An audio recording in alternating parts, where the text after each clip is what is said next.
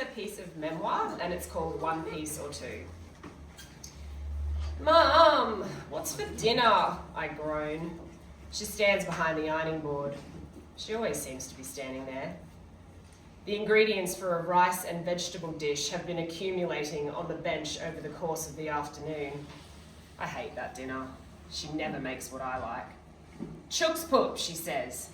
Go and get out of my hair. Play outside. But there's no one to play with, I say, dragging my feet out the front door. At the park, I find Lauren from the other Year 4 class. She lives in the house with the old sheets covering the windows, the one with the dead grass. We play side by side, but not together. Her on one hill, me on the other, miming household chores and rocking babies. You know why I'm so skinny? Lauren calls out. Why? I ask, wishing I was skinny. The doctor says I have a worm in my tummy. She washes invisible dishes. That's not real, I say. It is real, she says. It makes me feel really hungry all the time. I don't respond. She seems to be telling the truth, but I don't understand.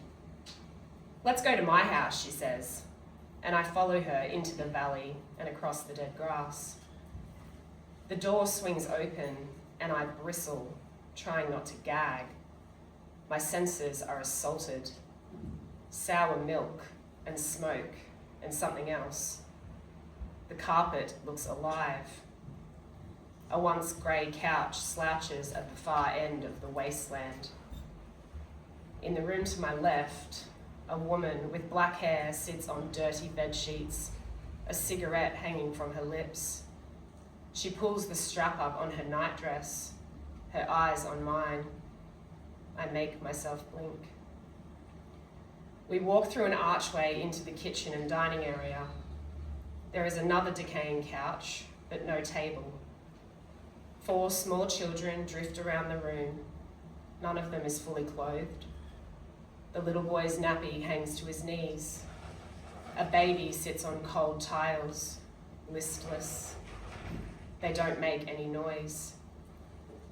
A cockroach runs across the bench.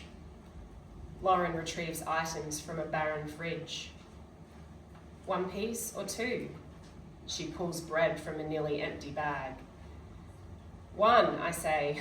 I'm not really hungry. A teenage girl enters the room. She glares at me. I've seen her secret. The toast emerges. Lauren unwraps cheese slices, placing them with precision. I swallow hard and take a bite. I chew through my shame. I breathe through my mouth and finish my snack. I have to go now, I say. Mum said I have to do my project. I edge towards the front door. I turn to see the little boy in the nappy has followed. Motionless, he watches me leave. The baby still hasn't made a sound. I take my shoes off before walking on the carpet.